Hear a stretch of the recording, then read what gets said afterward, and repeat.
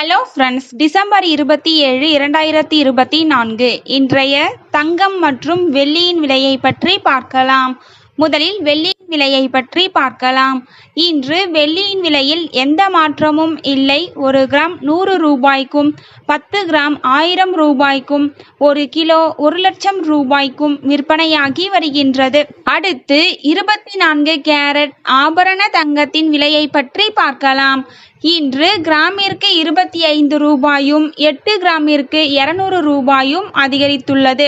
அதன்படி இன்று 1 கிராம் 7798 ரூபாய்க்கும் 8 கிராம் 62,384 ரூபாய்க்கும் 10 கிராம் 77,980 ரூபாய்க்கும் விற்பனையாகி வருகின்றது.